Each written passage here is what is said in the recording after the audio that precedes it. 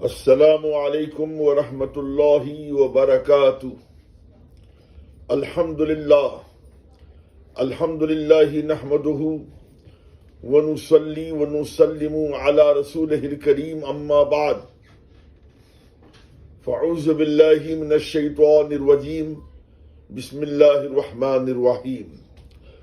With کثیر من اہل الکتاب لو یردونکم من بعد ایمانکم کفارا حسدا من عند انفسهم من بعد ما تبین لهم الحق فاعفوا واصفحوا حتى یأتی اللہ بامرہ ان اللہ علی کل شیء قدیر۔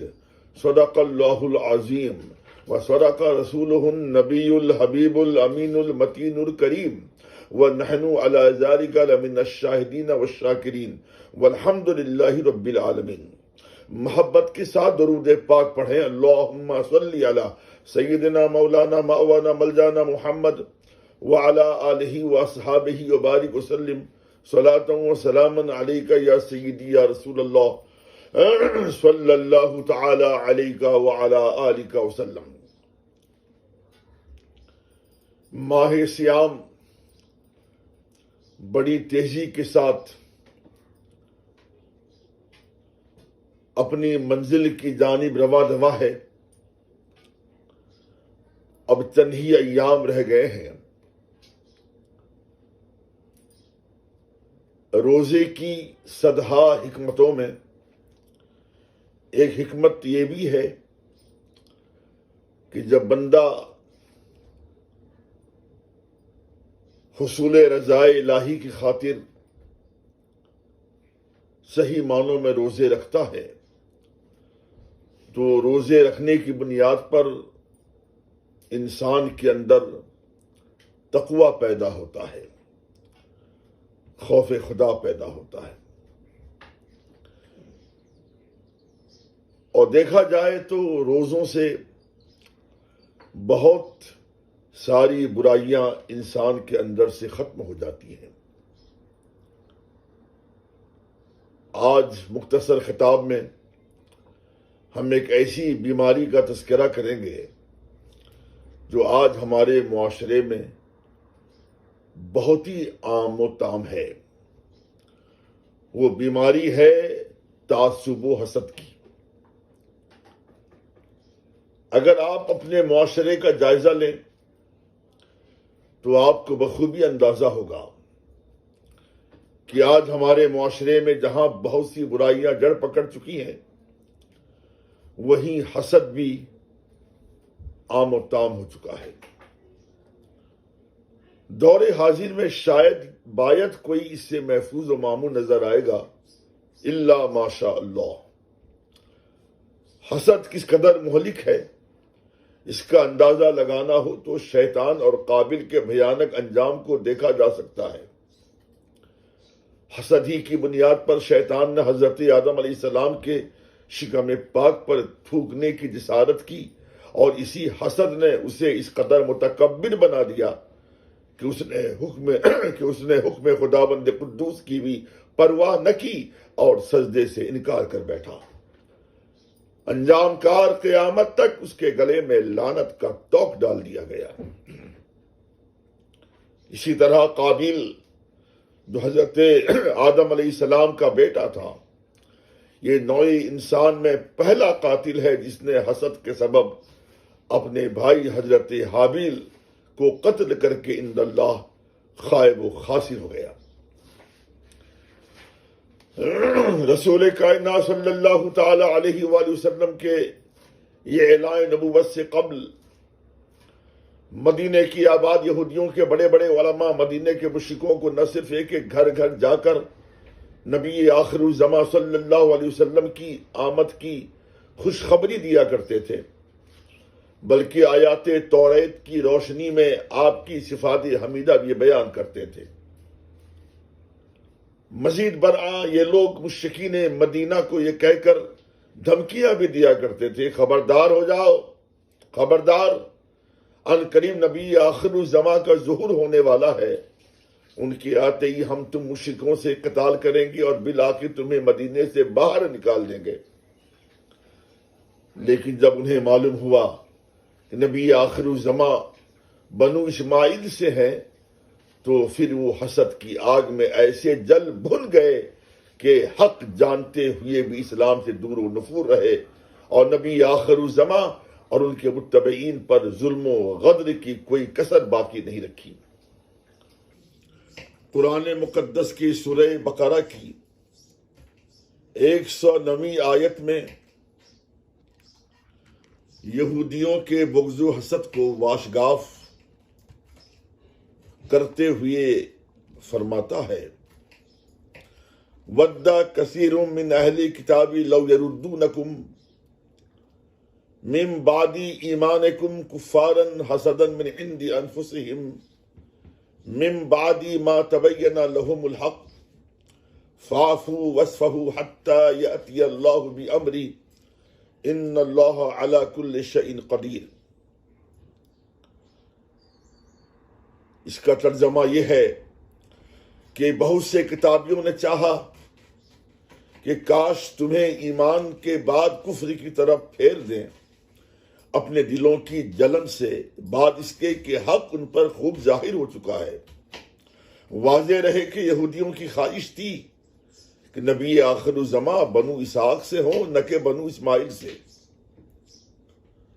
حضرات، اگر حسد کے اسباب پر غور و خوض کیا جائے، آج میں چاہتا ہوں کہ حسد کے اسباب بھی آپ کے سامنے بیان کروں اور اس کا علاج بھی پیش کروں۔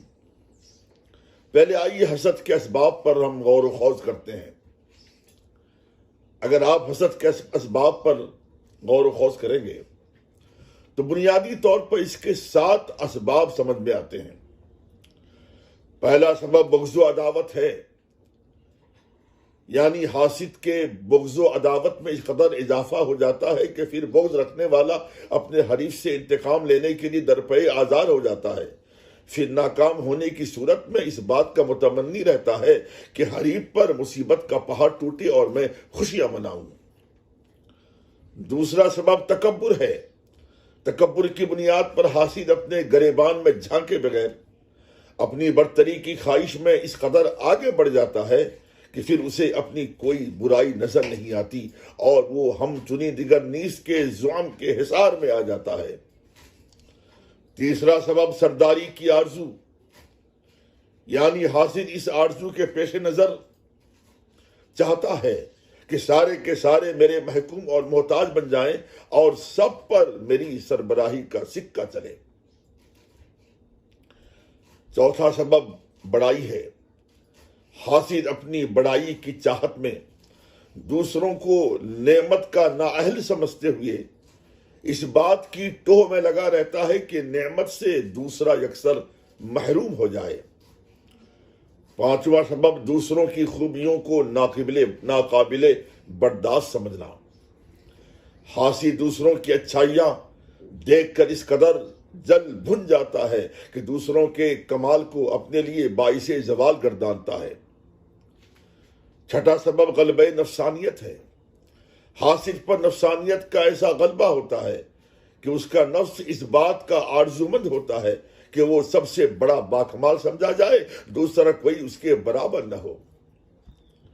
ساتواں سبب حاسد کی کمظرفی ہے۔ حاسد پر اس کی کمظرفی کا ایسا تسلط ہو جاتا ہے کہ پھر وہ کسی اور کی خوشی دیکھ نہیں پاتا، یعنی دوسروں کو خوش و خرم دیکھ کر اس کا کلیجہ پاش ہو جاتا ہے اور وہ چاہتا ہے کہ دوسرے پر بجائے خوشی کے غم کا پہاڑ ٹوٹ پڑے۔ حضرات، اس سے پہلے کہ ہم حسد کا علاج بتائیں، آئیے بغض و حسد سے متعلق چند احادیث سماعت فرمائیں جو انتہائی درس خیز، عبرتناک اور سبق آموز ہیں۔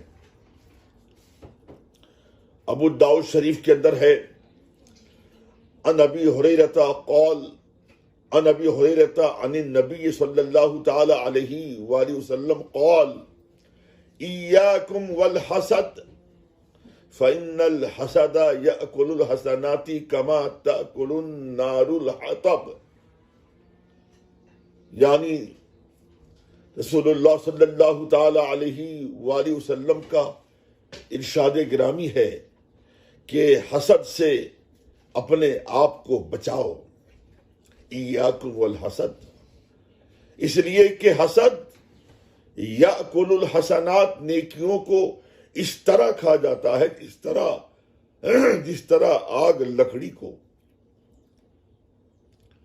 اسی طرح ترمذی شریف کے اندر یہ حدیث پاک موجود ہے، قال رسول اللہ صلی اللہ تعالی علیہ وآلہ وسلم دب الیکم داء الامم قبلکم الحسد والبغضاء هي الحالقة لا اقول تہلک الرأس لیکن تہلک الدین، یعنی اگلی امتوں کی بیماری رسول اللہ صلی اللہ تعالی علیہ وآلہ وسلم ارشاد فرماتے ہیں کہ اگلی امتوں کی بیماری تمہاری طرف بھی آ گئی ہے، وہ بیماری حسد و بغض ہے جو حالقہ یعنی مونڈنے والی ہے۔ پھر میرے آقا صلی اللہ علیہ وسلم وضاحت فرماتے ہیں، میرا یہ مطلب نہیں کہ وہ بال مونڈتی ہے بلکہ وہ دین کو مونڈتی ہے۔ اللہ صمد۔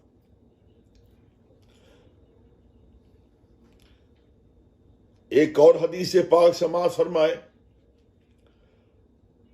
قال رسول اللہ صلی اللہ تعالی علیہ وآلہ وسلم یورد اعمال الناس فی کل جمعۃ مرتین یوم الاثنین و یوم الخمیس فیغفر لکل عبد مومن۔ رسول اللہ صلی اللہ تعالی علیہ وآلہ وسلم نے ارشاد فرمایا کہ بندوں کے اعمال ہر ہفتہ 2 مرتبہ پیش کیے جاتے ہیں، دوشنبہ یوم الاثنین، یوم الخمیس، دوشنبہ اور جمعرات کو۔ فیغفر لکل عبد مومن، پس ہر بندے کی مغفرت ہو جاتی ہے سوائے اس بندے کے جو اپنے مسلمان بھائی سے بغض و عناد رکھتا ہے، اور ایسے انسان کے متعلق حکم دیا جاتا ہے کہ ان دونوں کو چھوڑے رہو، یعنی فرشتے ان کے گناہوں کو نہ مٹائیں یہاں تک کہ وہ آپس کی عداوت سے باز آ جائیں۔ جو حدیثیں میں نے آپ کے سامنے پیش کی، ان حدیثوں سے ہمیں سبق حاصل کرنا چاہیے کہ حسد کس قدر مذموم ہے، اور یہ بھی اچھی طرح ذہن نشی کر لینا چاہیے کہ نہ صرف یہ کہ حسد حاسد کے ذہنی توازن کو بگاڑتا ہے بلکہ یہ دین تک کی ہلاکت کا باعث بن جاتا ہے۔ یہی حسد ہے جو حاسد کے دل میں محسود کی طرف سے عداوت کو جنم دیتا ہے، پھر آگے چل کر عداوت بڑھتے بڑھتے ترک تعلق ہی نہیں بلکہ انقطاع سلام و کلام تک پہنچا دیتی ہے۔ حالانکہ سرور کائنات صلی اللہ تعالی علیہ وآلہ وسلم نے سخت تنبیہ فرمائی ہے کہ 2 مسلمان عداوت کی بنیاد پر ایک دوسرے سے منقطع تعلق قطعی نہ ہو، جیسا کہ ابو داؤد شریف کے اندر مندرج ہے، قال رسول اللہ صلی اللہ تعالی علیہ وآلہ وسلم لا يحل لمؤمن ان يهجر مؤمنا فوق 3 فإن مرت 3 فليلقه فليسلم علیہ۔ آپ سلیس اردو میں اس کا ترجمہ سماعت فرمائیں۔ رسول کائنات صلی اللہ تعالی علیہ وآلہ وسلم نے ارشاد فرمایا کہ کسی مسلمان کو جائز نہیں کہ وہ 3 دن سے زیادہ کسی مسلمان کو عداوتاً چھوڑ رکھے۔ اگر 3 دن گزر جائیں تو اس کو چاہیے کہ اپنے بھائی سے مل کر سلام کرے، اور اگر وہ سلام کا جواب دے دے تو مصالحت کے ثواب میں دونوں شریک ہیں، اور اگر سلام کا جواب نہ دے تو نہ دینے والا گنہگار ہوا، اور سلام کرنے والا ترک تعلقات کے گناہ سے بری ہو گیا۔ جیسا کہ ہم تھوڑی دیر پہلے اسباب حسد کے ضمن میں بتا چکے ہیں کہ حسد کے اسباب میں سے اہم سبب تکبر ہے۔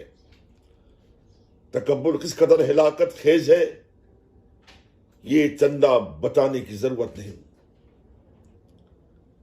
آئیے اس ضمن میں ایک انتہائی سبق آموز حدیث پاک سماعت فرمائیں۔ حضرت فاروق اعظم رضی اللہ تعالی عنہ نے ایک بار منبر پر کھڑے ہو کر فرمایا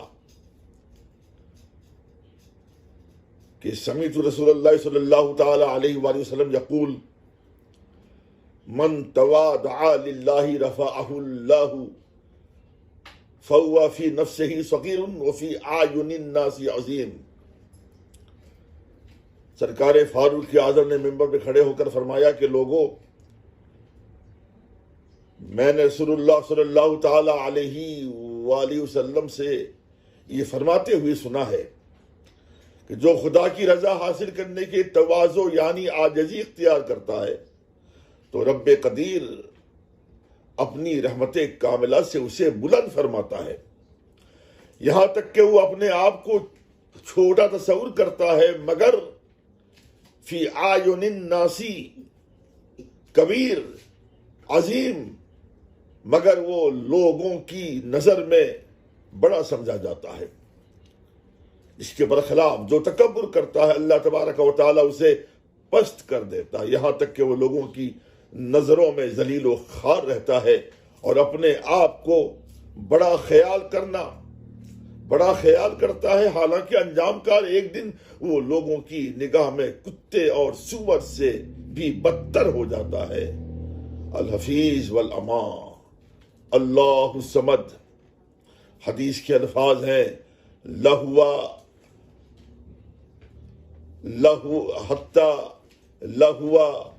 اہون علیہم من کلب او خنزیر، یعنی ایسا انسان انجام کار لوگوں کی نظر میں کتے اور سور سے ہی بدتر ہو جاتا۔ الحفیظ والامان، اللہ خیر فرمائے۔ اللہ ایسے مہلک امراض سے مسلمانوں کو محفوظ و مامون رکھے۔ میں ایک بات اور آپ سے عرض کروں، حاسد اکثر یہ بھول جاتا ہے کہ منعم حقیقی یعنی نعمت دینے والا منعم حقیقی خداوند قدوس کی ذات اقدس ہے۔ وہ جسے چاہتا ہے جس طرح چاہتا ہے نوازا کرتا ہے۔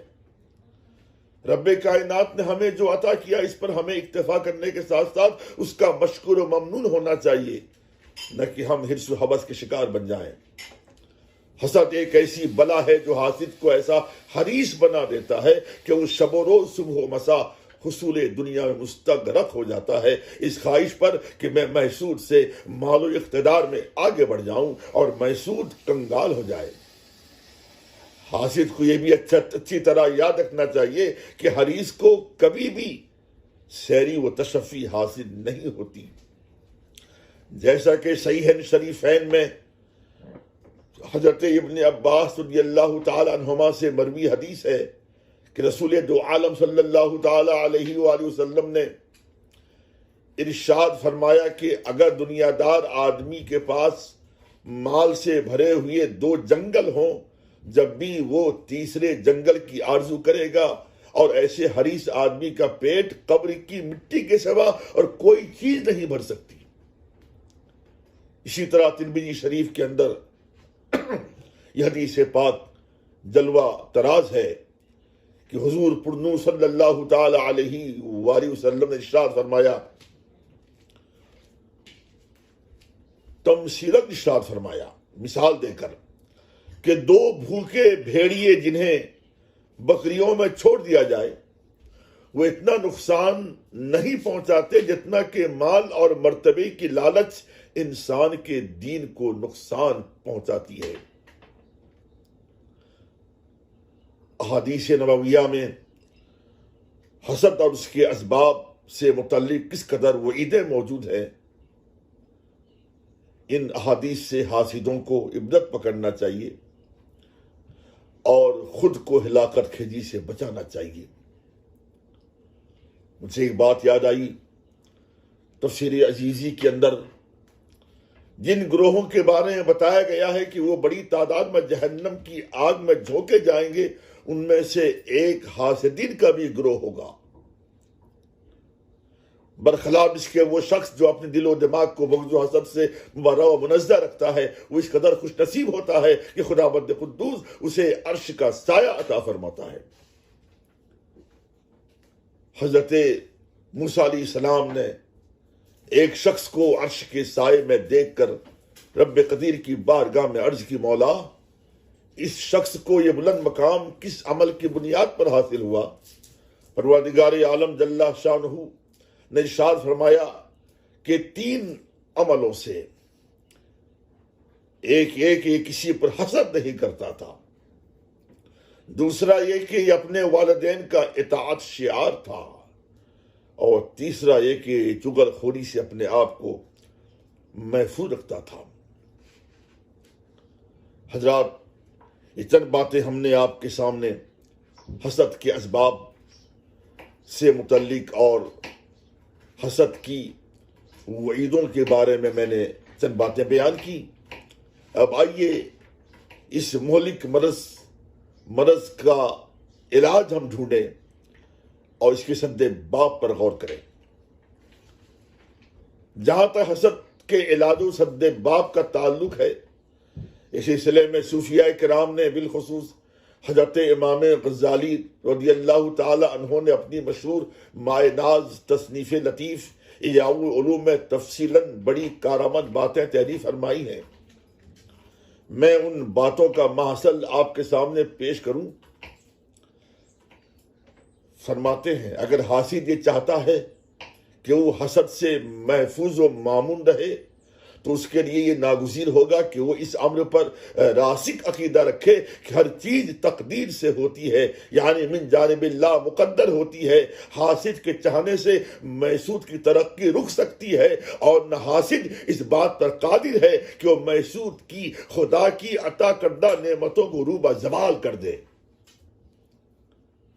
چاہے وہ اس سلسلے میں جتنی کوشش کر لے، جس قدر ہاتھ پاؤں مار لے، انجام کار اسے خود ہی منہ کی کھانا پڑے گی، اور سوائے اپنی دینی اور دنیاوی تباہی و بربادی کے کچھ ہاتھ نہیں آنے والا ہے۔ یاد رہے کہ حسد ایمان کی آنکھ کا تنکا اور خاک ہے، جیسے کہ دماغ کی آنکھ ان چیزوں سے گدری ہو جاتی ہے، ایسے ہی حاسد کا ایمان بلکہ اس کے دین و دنیا حسد سے مقدر ہو جاتے ہیں۔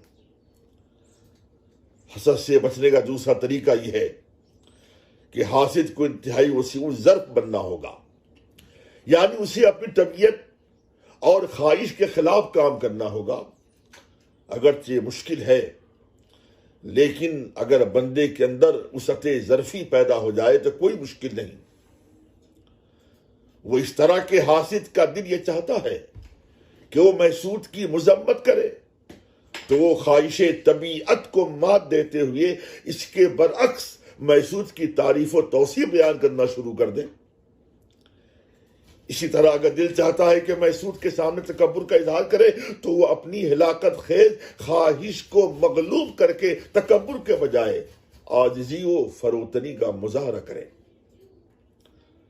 طبیعت اگر نفرت کرنے پر مجبور کرے تو وہ خلاف طبیعت محسود سے اس قدر محبت سے پیش آئے کہ نہ صرف یہ کہ محسود اس کے اخلاق سے متاثر ہو کر اس کا گرویدہ بن جائے، بلکہ محسود کی گرویدگی حاسد کے جذبہ حسد کے تابوت میں آخری کیل ٹھوک دے۔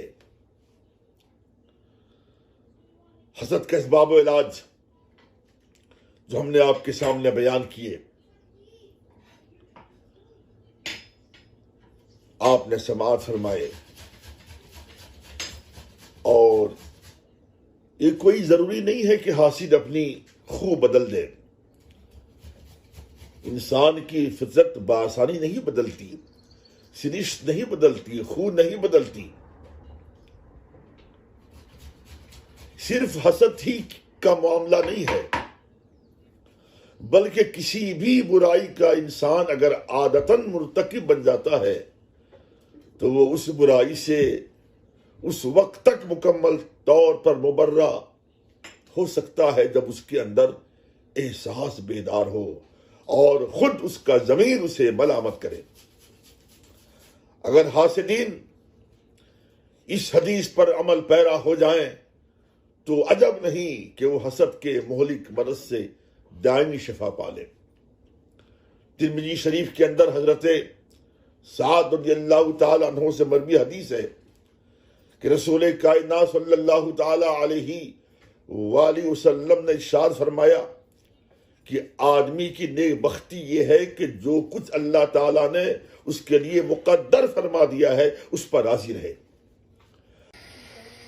اور آدمی کی بدبختی یہ ہے کہ وہ رب قدیر سے بھلائی مانگنا چھوڑ دے.